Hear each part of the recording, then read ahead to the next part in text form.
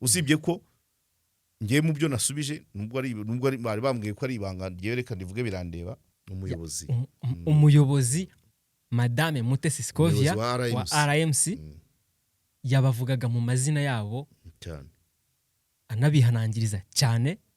yakunze kuvuga Sam Karenzi na muri bari abanyamakuru nuvanamo Rugaju na Lorenzo ariko nanone Yes, reka tubasuze kandi tubahe ikaze mu kiganiro nanone cy'uyu munsi. Turi kumwe na mwarimu wacu hano kuri Max TV, tuje mu kiganiro nk'ibisanzwe. Mwari wiriwe neza? neza Meze ute? ni biraho Hanze harakonje n'akavura kari kugwa. ni bisanzwe imvura se ko ari umugisha Ni ibiki bisanzwe se? kuba imvura yagwa hagakonja ni bisanzwe. Inyarugenge inzara ngo iri kuvuza ubuhuha. babera no gukabya ibintu no guca igikuba Kutisi nta nzara. Nasaruta kutaba atababaye mwari. Yego ariko ntabwo ikibazo nuko kanze mbwira umuntu ushaka gutuma umuntu kujya kumfatira ikiganiro mu magare ariko inkuru se bakubwiye ngo iki iravuga ngo iki? Iravuga ko abantu bashonje cyane. Bangahe umukiye gice good. Ibi bintu nubwo nta mvise inkuru yose icyambere ntabahagira rimwe turemeranya. Yego. Icya kabiri ntabasonzera rimwe. Icya gatatu imiryango yacu ntingana nta nubwo dukora kimwe. Ibyo rero bivuze ngo nubundi nta gihe hatazabaho abashonje, habeho n'abahaze, habeho n'ababisigaza, habeho n'ababimena. Ariko ngiye mu mwambaro wa bagenzi bacu b'abanyamakuru turacyagwa muri kwa kuvuga ngo inkuru suko umuntu imbwa yari y'umuntu, inkuru nuko umuntu yari y'imbwa. Urayumva? Kumva ko mu cyongereza bavuga ngo no news good news. Iyo hari amakuru meza ya bose bahaze ntago wabona icyo utangaza. Nishwe. So no kuvuga ngo ushobora gutangaza ko umudugudu umwe harimo abantu kadufate na Kayonza byagaragaye. Bavuga ko mu murenge wa Ndego bari gusuhuka, bari guteka imitanga. Ariko igihe bose batekaga ibihaza nta munyamakuru wakoze inkuru. So bivuze ngo iyo hari ikibazo nibwo dutangaza. Icya kabiri nanone na cya kibazo cya monetization Bruce Melody yabajije president. Mu ngaruka zo kuba social media zo mu Rwanda zitari monetize bihora bidushora mu gukora inkuru zirimo polemique, zirimo akabazo kuko arizo zenteresa abari aho ahari monetize. Bishatse kuvuga iki? Nuvuga ngo niba ari umudugudu umwe ushonje cyangwa akagari kose cyangwa umurenge, mu mirenge 116 indi 115 bararya bagahaga ariko ntawe bikoraho inkuru. Icya kabiri imirenge 115 bayihaze ntago byayinanira kuremera wa wundi wa 116 ngo nawo urye uhage. Yego. Niyo fundraising nta wayikoramo ikiganiro ngo ntacyo wa mugadi wa kurupfu rwa gogo umushiti wanjye se wa mugadi wa Pastor Claude izo views zizava. So igihe cyose views za hano zitagira icyo zibyarira umunyamakuru gukora content ya hano nzima bizahora bigoranye. Ibyo nukugira ngo abantu babyumve nyine nizo ngaruka tuhora dushaka inkuru z'ibibazo kwa ko izibisubizo zitaduhemba. Ko niko kuri babyumve. Ariko se wakora inkuru z'ibisubizo se kandi ibibazo bihari byose ukabikora. Hari n'ibisubizo bisubiza ibyo hari ibibazo. Kuko niba igice kimwe gishonje, yego, wakakigishije uko aho bahaze uko babigenje, ariko kujya kubigisha ntacyo urakuramo. So ni ukuvuga ngo ubukungu bw'u Rwanda burazamuka, nta nubwo tujya tubitangaza, ariko twakabaye tuvuga ngo burazamukira hehe, aho bugenda gake ni hehe kugira ngo barebereho. Ni ubuhinzi bw'imboga n'iki, bati hari imirire mibi mu karere runaka, ariko hari imirire myiza, bakoze iki kugira ngo tufate ya bonne pratique, ibyakozwe hahandi hari imirire myiza ni ibihe, kugira ngo hari imirire mibi babyumve babikore nabo bagire imirire myiza. Iyo nzira ntacyo, iyo ni inkuru ariko ntacyo yakumarira. Izo ni ingaruka wibiseka, ubundi kubwira ababishinzwe bumve ingaruka zo kuba inkuru nzima. Ikibazo kuba nta monetization iri kuri social media, inkuru nzima nta gaciro zifite, kuko abazireba. So ni ukuvuga ngo abantu kwigisha guhinga, gukoresha ifumbire, kwihangira imirimo, imirire, kurya neza, indyo yuzuye, ubuzima buzira umuze, gukora ka siporo, kunywa amazi, kurya imbuto, ibyo urabyigisha ntacyo urakuramo wa mugani wa Claude. So niyo mpamvu kumva ngo aha barashonje, ngewe nuko ongera unayireba umbwire ngo nakahe gace. Ntabwo wambwira ngo ni Kigali yose, ko ngewe sinshonje by the way. Hanyuma mu gihe ukishaka hari n'izindi ngamba zakabaye zigira. Ngewe nkunda kubwira abantu, uzareba ikiganiro nakoze mvuga ngo witaka ibiciro by'ibiribwa, hindura imikorere, ukore byinshi, ukore amasaha menshi, uzigame cyane, ukonsome gake. Icyo kiganiro nacyo ngira kuri channel cyarebwe n'abantu bake. Yego. Ariko urumva uko cyari kimeze. Nahabonye. Batiki. Nahitwa ngo iki?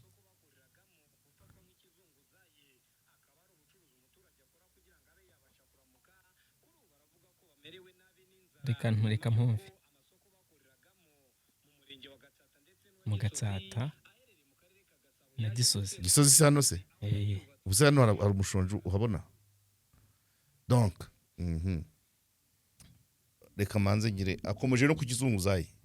Ikizunguzayi ntago kigeze gicibwa, cyaciwe mu nyandiko nta gihari, ariko barazunguza nta musi tudahura nabo.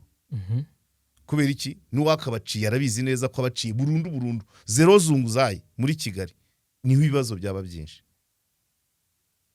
Izo pratique nazo nuko nabose mu nkuru ko babigarukagaho. Batiki bati ni gute ngenda nkarangura indobo y'amagi kugira ngo byibuze nze kuza kugaburira abana, hanyuma bakayifata simenya aho bayitwaye. Nyene se indobo ubuse kuva bwacya ubonye indobo zingahe? Ebyiri. Izo ni nkeya nge zirenga 5. Ngewe mbonye ebyiri. No numva ngo kuba wahuye n'abakora nabi cyangwa se n'abatagira logique. Yego. Kuko uhagarika ubuzunguzayi ni correct muri mu bukungu no guproteja abasora, ariko ntabwo abagarika burundu logicoma. So numva ngo niba bamenye indobo imwe mu kwezi y'amagi, mu ndobo wenda nka 50 zisirikira buri munsi, hari n'abazunguza ebyiri, imwe mu gitondo n'indi nimugoroba, izo zihari. Ariko icyo umwana uri kwiteza imbere ku ndobo y'amagi nta nuwamukoraho inkuru. Cyambere arakora ibitemewe, icya kabiri ntazarebwa. Urumva? Yego. Ese Gatsata yose barakennye, Gisozi ni bayivuzemo. Bayivuzemo. Hari inzara uri kubona kuri no muhanda? Nishwe. Good. Icya kabiri rero, urumva ngwaye urugero rwa cya kiganiro nakoze mvuga ngo abantu bongera amasaha yo gukora, bongere ibyo bakora, bakonsome bike, basevinge byinshi. Nuvuga ngo niba wakora banze kukireba cyavamo ntacyo cyamariye pe, ntacyo cyamariye. Kandi urumva ko cyigishaga. Niba wakoraga wenda tuvuge uri umwarimu, sibyo? Yego. Ushobora kuva ku kazi ukajya gushaka abana wigisha mu rugo, cyangwa se ukanyonga igare za mafaranga. Ukanyonga igare se uri mwarimu? Umva kandi ari itegeko ribibuza. Ubwo nawe ushaka nawe uri kubaca intege. Oya ntago ndi kubaca intege. Cyangwa utware moto, it's okay, ariko nta na kimwe kibujijwe. Ngewe kuba nava kuri kamera nkajya kubaza, nuwaseka apfa kuba nataha mu izuru. Aho rwose nakumva, ariko ku mwarimu ntago ndi kumva. No, nawe ni umuntu. Uzi impamvu? mwarimu ava ku ishuri yagira ngo ategure n'umunsi w'ejo asubireyo keretse wenda uvuze ngo nabaye we uravugana n'uwabaye we. Aha, Umwanya wa mwarimu ndawuzi urahari, twagiye sasa. ariko n'urugero nari mfashe n'undi ukora ibindi tusipoze ukora umubaji n'ibi bitanda babishyize ku muhanda ntibigurwe, genda ukore n'amandazi aho utaha cyangwa ukora ibiraha. Urabyumva? Aho gutaka ibiciro bizamuka, ongera ibyo ukora. Hari umugabo, reka nguhe urugero, urakoze cyane nubwo akunda amafaranga cyane, yambuye umukobwa wanjye. Ubwo arumvireho. Oya ntabwo nanjye njya mwamamaza akampeza. Uwo mugabo ni umutayeri, adoda neza cyane. Yashatse igitenge nari mfite hano niwe wayindodeye. Yorora inkoko. Urabyumva? Inkoko rero kubera ko zigira sezo, hari periode zigira ukazorora ukazagurisha amagi cyangwa ukagurisha inkoko, ariko arengaho yashatse akamoto kuba ko inkoko yorora ari inzungu, ajya mu masoko kuzana inyarwanda n'imbata n'ibishuhi. Ariko ni umuhanga mu kudoda. Iyo afite ikiraka cyo kudodera inifomu uruganda, arakubita adoda neza cyane. Ariko iyo nta soko afite ajya mu nkoko, yava mu nkoko izo yoroye akajya uzajya gushaka mu masoko yo mu cyaro, yakoresheje komande yahamagaye abantu. Ni umuntu abantu afite abakiriya benshi twagiye tumurangira nyikora kuri ya televiziyo ikorera hafi ya fawe, bwo n'abakozi twakoranaga bajyaga kumureba. Urumva ukuntu we akora. Yego. Rero twifitemo abantu yumva ngo ni iki nkora, bumva nkawe ngo mwarimu nta kindi yakora.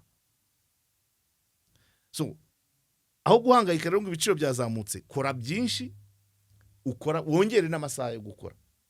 Mwarimu uvuga ngo ajya gutegura, ntabwo ashobora kurenza yigisha amasaha 8 cyangwa 9, urumva, mu munsi w'amasaha 24. Umubajije andi cyo yakoresha yakubwira ngo iki. Umuntu wari we wese bose ngo itegeko ngo gukora amasaha 8, andi 16 nayiki. Urana bari abo kwa mushuti wabo hariya kwa Janti, uraborora n'inkoko cyane kwa Janti Deo. Bari nyine uriya musore wa mungu kwa niyo ngoma. Voilà, none siko bikora bigakunda. Nukuvuga ngo amasaha, umusaza witwa Deo Mugenzi, inshuti yanjye cyane, asigaye atuye i Kanombe, nkunda kumuvuga. Yahoze ari vice meya wa Gisozi. Hariya twajyaga tuganira muri pause, tukajyana gusura insina. Yarafite urutoki mu gishanga, harimo yanyanyagijemo kamurari, urusenda rwari rugezweho, harimo n'inkoko na ntuza n'inkwavu, afite n'akabari. Inkoko yabagaga mu kabari ke zavaga iwe z'inyarwanda, inkwavu yabagaga mu kabari ke zabaga arize, agasenda basigagaho kavaga iwe. Agasenda ko yakoherezaga hanze ntabwo yakajyana kwa muto. Yarapakiraga mu mifuka rumaze kuma akagera. Ubwo saa 6 muri pause, twafataga pause y'iminota 15, tugahita tumanuka mu rutoki tukajya kureba rwa rusenda, tukareba inzo nkoko, tukareba ibitoki byeze byose. Nabyumva? Uwo niwe wambwiye ngo kore tuyikorera amasaha 8, ukaruhuka kuryama ko muganga ategeka amasaha 8, andi 8 uyashyirahe. Wowe uyashyirahe kwa ariko sajyaho ubundi barataka inzara bakora amasaha 8. Nanjye ko misema urahajya. Inyigisho zo kubwira ba bantu ubundi buryo bakora, ayo ngayo 8 wayakoramo, ibyo wayakoramo, izo nyigisho ntabwo itangazamakuru ntabwo riri interese kuri izo nyigisho zo kubwira abantu ngo nimukore gutya, kandi wari ubonye amasaha 8 niba uryama 8 ugakora 8 mu kazi ufitiye contract, ko nta contract yarenza, andi 8 uyashyira hehe? Ntushatsemo kandi kantu wakora muri nibura 3. Ubusenye ntabwo myukira kuri radio, urahabyukiye. Ubuse sindaye kuri kamera, uraharaye. N'ikindi nagikora, na nyuma yaha nakora ikindi. Urumva? Gukora byinshi, guhindagura travel ibyo ukora ukabigira byinshi. Nanjye ubwanjye gukora amandazi senge mbizi byantwara ikize, cyangwa kubaza cyangwa gusudira, ntacyo bintwaye. Haguye unidwe gukora byinshi, nuvuga ngo variete, kuvaria ibyo mukora. Ushobora no kugira depo y'amakara cyangwa iduka rya gaze, ugacuruza gaze, kugira gaze ku muryango w'iwawe bifata iki? bisaba igishoro. Ubuze se udafite se? Ntabwo ari ikibazo cy'igishoro, ni mu mutwe. Hanyuma gukora byinshi ugahindagura ibyo ukora, gukongera amasaha ukora, gukonsoma bike ukagabanya umubare w'amacupa n'umubare w'utuyiko tw'isukari mu gikoma mu cyayi, hanyuma ukongera saving. Ya saving nizavamo cya gishoro uri kubaza. Ariko izo nyigisho nta mwanya itangazamakuru bifitiye kuko nta kivamo. Hanyuma icya kabiri, gahunda yo imiryango myinshi ivugwamo bene ibyo bibazo ibifite n'abana benshi. Nibyo navuga ngo volume y'umuryango ntago imiryango yacu ntago volume ingana. Ariko abashobora abifashije n'abasobanukiwe, abajijutse, abifashije n'abajijutse n'abantu babiri batandukanye. Ubwo nanze kwita abandi abo wita bakire, abandi bakabita bize. Oya, abifashije n'abajijutse baringaniza urubyaro. Nta muryango urenza batatu, iyo ukabije ni batanu. Ariko ushobora gusanga muri iyo nkuru harimo uri gutaka afite 7 cyane. Urabyara none se urabyara 7 ufite amaboko angahe? Ifo guhindura n'imikorere. Ntabwo agataro kabwe katunga umuryango w'abantu 7, umugore n'umugabo n'abana 5. Hoya, ubwo n'umugabo agomba kugira ibindi akora. Na wa muzunguzayi wagiye saa 9 kurangura kwa Mutangana, uwaranguye saa 9 za mu gitondo, saa 12 abageze ku isoko, saa 5 abasoje, nyuma ya saa 5 ajya he? Ari nandi masaha, kuko azongera gusubira mu kazi ejo saa 9 agiye kurangura ibyaturutse za Shyorongi. Ayo masaha yakoresha iki? Hanyuma inyigisho zo kugira ngo abantu baboneze urubyaro kuzitanga nta kirimo. Ni bya minisante, ariko hakabayemo n'izindi nzego, mije profe hehehe n'itangazamakuru. Ariko itangazamakuru nta cyavamo cyetse minisante iryishyuye. Niyo mpamvu mwumva buri munsi duhora muri moyenne y'abana 4 ku mugore. Ni 4 ku mugore moyenne, 4 n'ibice 6, ahubwo hafi 5 ku mugore. Ubwo nuvuga ngo harimo n'abafite 8. Niba bagera muri 4 n'ibice, hari ababyara 2, ubwo harimo n'abafite 8, bafite ba Nyandwi na ba Misigaro na ba Minani. Minani. Izo nyigisho nta bushake bwo kuzigisha, ahubwo nibasonza tuzajyanayo kamera. Kuboneza urubyaro wapi? Ngiye nkunda gupropose ibintu 2, ariko mbambwire nupfa kwivugira nyine kuvuga, mbanzi ko ntawe unyumva. Barakumva. Bakora iki? Icyambere, guhemba ababoneza urubyaro. Twabivugiye cyane, twabivugiye. Turavuga ngo nimwemeza, niba twemeza 3, couple igiye gusezerana ikabyiyemeza imbere ya gitifu w'umurenge, ikabigeraho, ikafungiraho, niyo wayiha urukwavu yikoreye, niyo wayiha inkoko. Hanyuma cyangwa se ukabaha ihene cyangwa ku rwego rw'umurenge, bikaba ku rwego rw'umurenge ibyo umurenge wabasha gukora. Yego, baramutse babyubahirije. Nigeze kukubwira ku bijyanye na za gatajya za buri kanya. Abagejeje 5 bahaye ihene, abagize 20 ukabaha inka, abagize 50 ukabaha inzu. Twarabivuze. Ntabwo ibyo bintu igihugu kibinaniwe. Kandi plus abantu babana mu mahoro, plus babyara bake, plus bakora cyane, bakaba productif ku gihugu. Izo nyigisho nta wazicisha, nta cyavamo. Ku mugani wa Claude nicyo kibazo. Suko zidahari, suko abazitanga badahari, ariko ntacyo bakuramo. Kuboneza urubyaro, duhembye uwubahirije gahunda, ariko tunahani warengeje kumwa umva, kandi kuniha kurenza 3 igihano. Bakwereke aho uzajya uharura umuhanda, bakwereke ishuri uzajya ujya kwasiriza inkwi. Ibyo watangira za droit de l'homme ngo beke n'ibiki. Icya kabiri, kuboneza urubyaro, babwira abantu bati mbere yo kubyara umwana twereke konti iriho amafaranga angana gutya, ibizamutunga.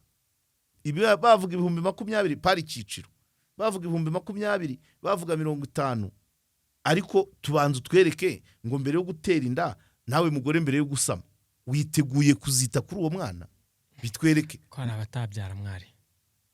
hari abo batayafite. erega kibazo nawe wowe ibiganiro byawe wowe ubisubiza inyuma ndashaka kwigisha ukagira abatabyara ni ukubera iki babanza akitegura kuri za condition hari utabona ayo mafaranga se ketse ari ikimuga byavanaho kwihutira kubyara mbere yo kwihutira gutegurira uzabyara izanda bita ngo zitateganijwe gute sida itateganijwe ibaho Izo nizo navugaga nyine. bakazireka hari n'ibihano umuntu uzabaho ku isi umuntu uzagira icyo amarira igihugu uzagira icyo amarira umuryango umuzana bitunguranye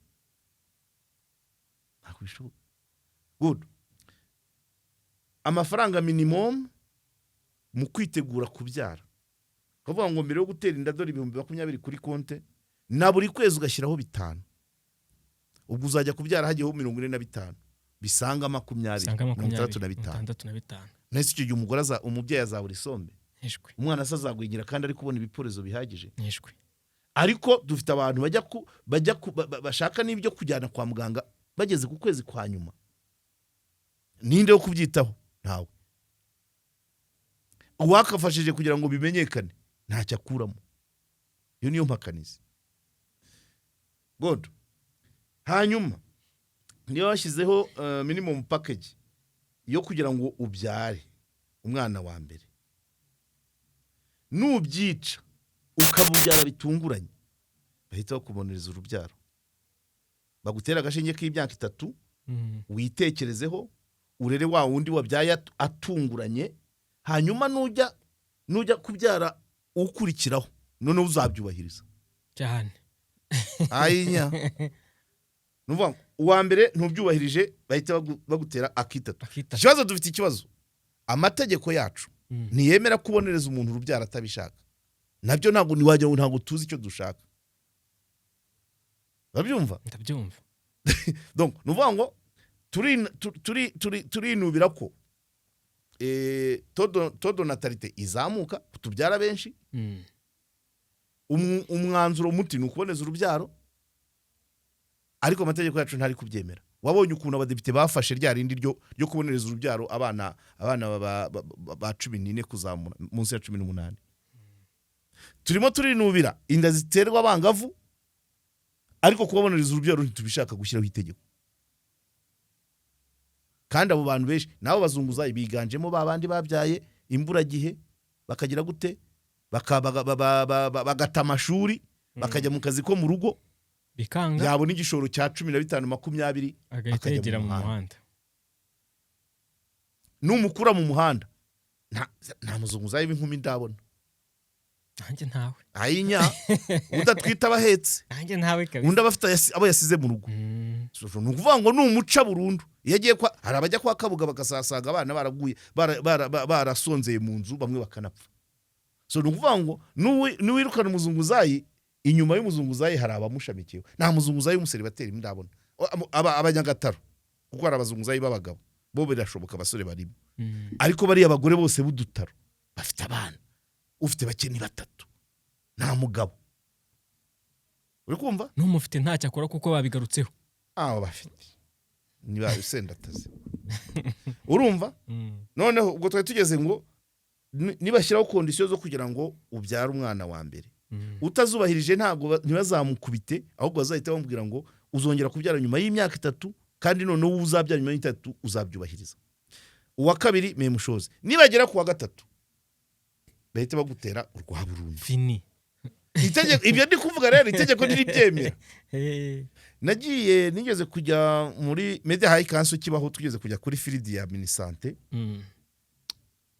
ishami rijyanye no kuboneza urubyaro icyo gihe nakoreye mu karere ka Bugesera ngeze mu murenge wa Mwogo mu kagari ka Kagasa sanga umukecuru uvuye gufata shisha kibodo arimo aragwana ahetse umwana ari abana b'umwuzukuru we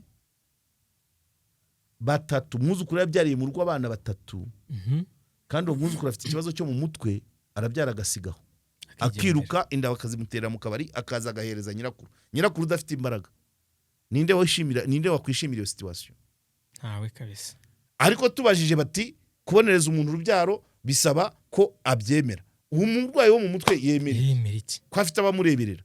Hari ibyo tugeraho tukaregeza. Ibyo byose nkubwiye ntabwo ari Gatsata yonyine, nta murenge waburamo abantu batarya ntibahage, nta murenge waburamo abantu baburara, nta murenge waburamo abantu barya bakabimena.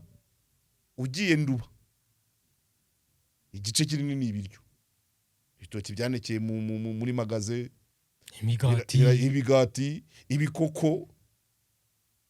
Ni gute wambwira ngo hari abantu ngo bashonde wajya Nduba ugasanga ikimoteri ari ibiryo gusa? So ubwo muri make wumvise ko nabwiye ngo ntabakirira rimwe, ntabahagira rimwe, ntabasonzera rimwe.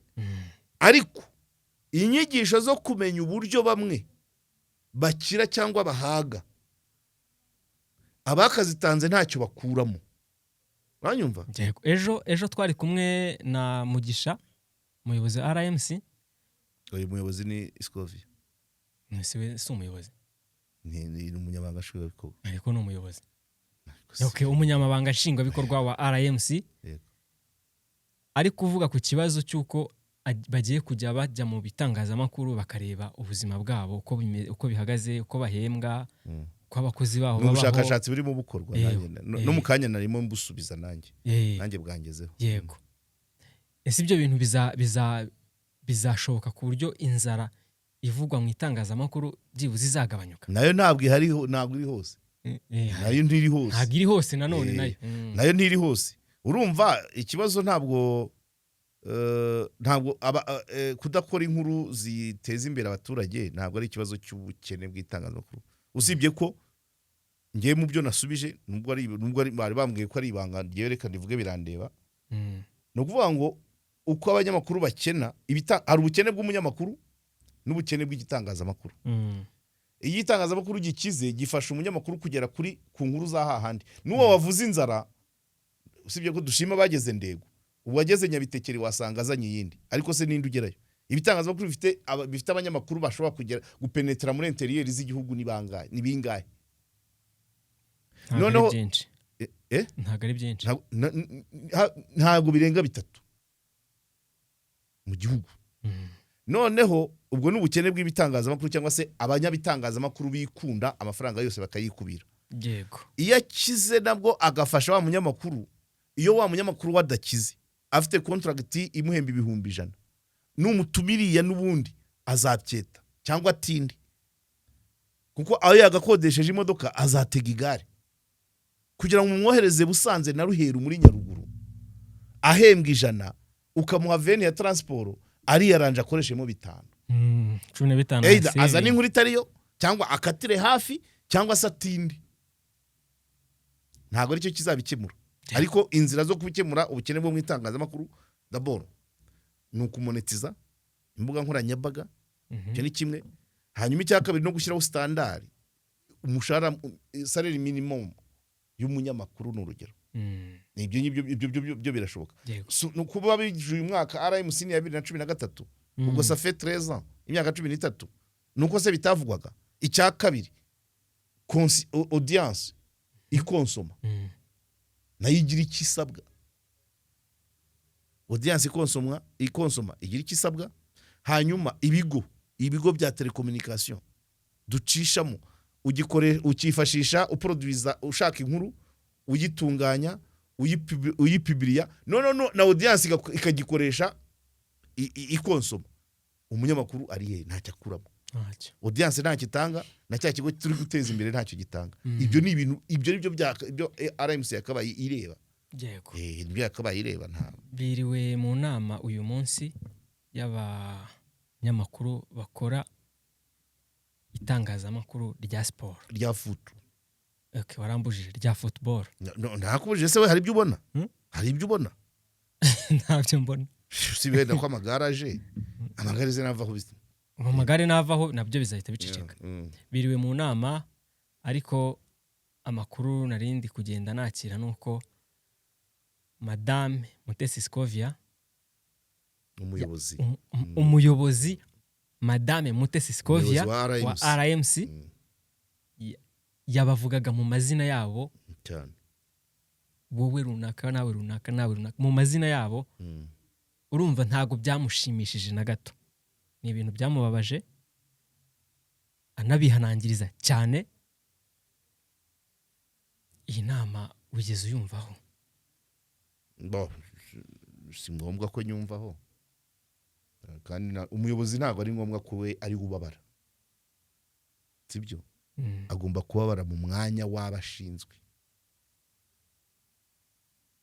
Niwe niyo byamushimisha ntabwo yajya hariya ngo ndabashima, no, ntabwo ari hariya ari we, sibyo? Yego. Iyo muvuze mu mazina ubwo buvuga madamu runaka, mama runaka, ubwo mwambuye za nshingano. Muri ziriya nshingano niyo hari n'ibyamubabaza ntabivuge kubera ko wenda abandi babyishimiye. Ariko nawe urumva ni ibintu bimaze iminsi, byagomba RMC yagomba kugaragaza aho ihagaze. Ariko icyo nakifuje nuko byagomba gukemukira rimwe. Hari umuntu uherutse kumpamagara niba yarankinishaga ambwira ko ashaka kumpa radio nyobora. Cyambere namubwiye nizere ko n'aba sport bazaba bari mu maboko yanjye. Ku buryo ngiye nyoboye radio ijisho ryahora muri sport. Nabaha oreri. Dore ibintu bitagomba kubura mu kiganiro cya sport. Sport n'umuco, sport n'ubanye n'amahanga, sport n'imibanire, sport n'ubuzima, sport y'abagore, sport y'abagabo, imikino y'intoki, indi saba gutekereza byose. Ku buryo mu cyumweru ibiganiro biba byahise utwo tuntu twose tuba turimo. So mbere yo kureba rero abantu kuko ariko bazabikora kubera ko muri bari abanyamakuru nuvanamo uvanyemo kwibasirana amasaha y'ibiganiro bya siporo bazajya babura ibyo bavuga. So niba buri ibyo bavuga bizaba ngombwa ko bajya no muri sport scolaire cyane, sibyo? Cyabayaga yatsinze rw'imiyaga nayo tuyabone, kuko umwanya bafataga kuvuga ngo byagenze bo cyangwa kanaka ngo yandebye nabi ngo yagise gutya cyangwa akavuga ngo kera twiga ngo bizagabanuka. Ya masaha 3 babura icyo bayavugamo. Yego. Ko mu bintu byabiteraga ntacyo kuvuga bafite. Baravuga amakipe abiri ya football byarangira andi matoya ayo mu turere bakabaye bagera no mu mirenge. Nta kagari katagira nibura ikipe, nibura umurenge, nta murenge utagira ikipe. Zibayeho zite? Amakuru yazo arakenewe. Ubuse nagiye Rwamiko hakinnye ikipe ya Jaguar na Tiger. Sanga abantu bari bahari, musaza twavuganye yambwira ati rwose ati abanyamakuru ba siporo yakunze kuvuga Sam Karenzi na Kazungu Clever bavuga ko babakurikira. So, byaryoha kurushaho bavuze ngo dore umupira ikipe ya Rutare yakinnye n'iya Giti cyangwa n'iya Rwamiko. Ekada ibereye mu Nzove n'Inzove ni Shyorongi ntibirengaho. Ariko nanone hari indi bariyeri, hari ikindi gikuta gitera ibyo.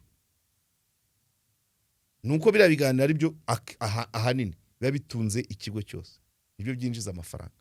Ubwo bisaba ngo ujye gukoma nuko burusyo urakoma n'ingasire abazanamo amafaranga bemere ko sport atari futu, babisobanurirwe. Ubwo ndimo ndagenda bivuga sinzi ngo ubishinzwe ninde.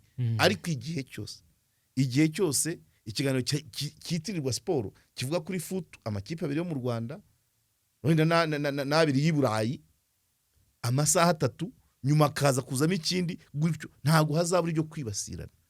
Kukugira ukajya muri subjectivité aho kujya muri objectivité.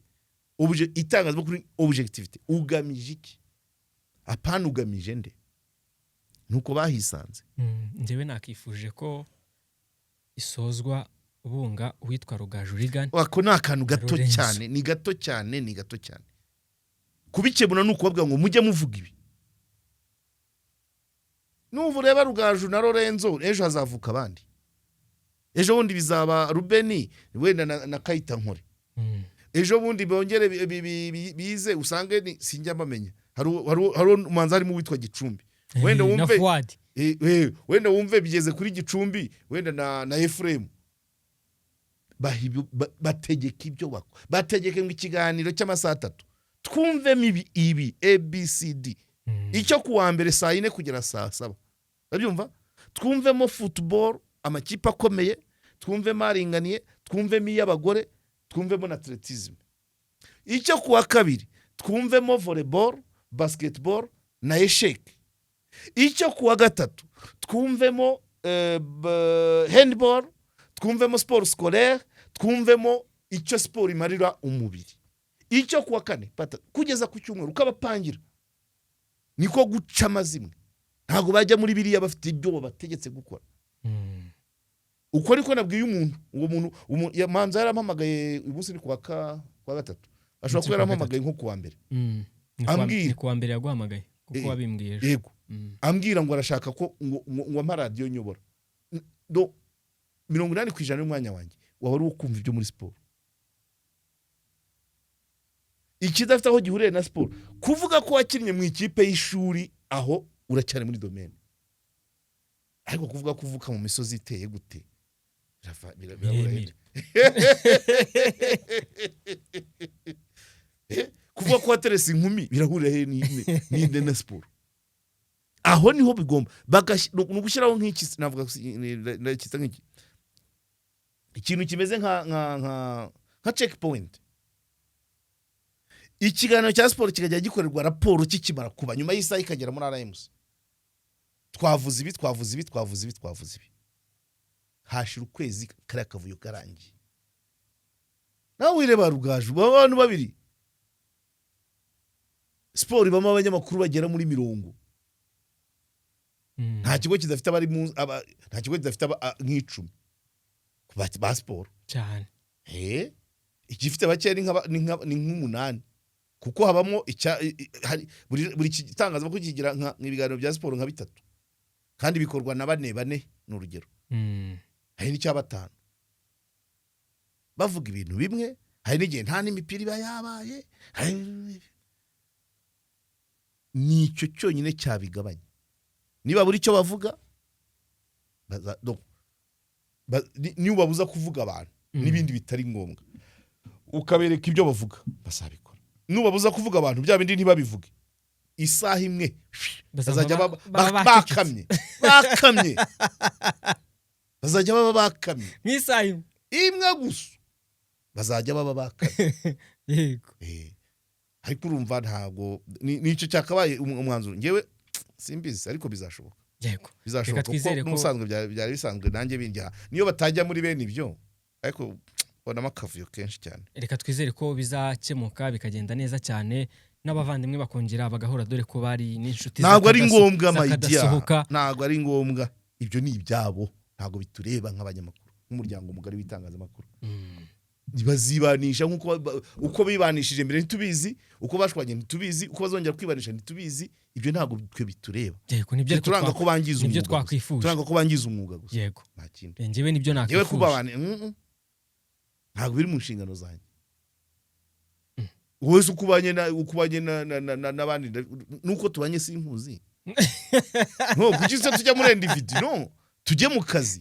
ikigenzi nuko nza nkagusanga hano wasetinze nanjye nkicara hano ukambaza nanjye icy'ingenzi ni ukukubaza ngo uraboneka sangahe nibyo byo kubana yego umuntu abana n'uwashaka umuntu ahitamo inshuti yego bashobora kuba bari inshuti wenda bagikorana ibyo ni ibyabo ntabwo njye nawe turi inshutira ubikura hehe ubwo ariko se noneho mara yanjye ahubwo se ndabitegetswe ariko wakabaye inshuti yanjye ubushuti ntabwo bwikora dukemura iby'akazi ku buryo ntazakora ikiganiro ngo wongeremo ibyo ntavuze cyangwa ngo uvanemo ibyo navuze nzahagusange nanjye isa naguhaye nyubahirize ubushuti ni ubwo bw'akazi nta bindi yego nibyo mwarimu rwose niko bimeze ibyo ngibyo rero reka ngushimire cyane mwari wakoze ku kiganiro cyiza uduhaye ndetse n'amasomo y'ubuzima n'abakunzi ba Max TV mwese ndabashimiye ibiganiro byacu byo kuri Max TV byo nakagaruka asante sana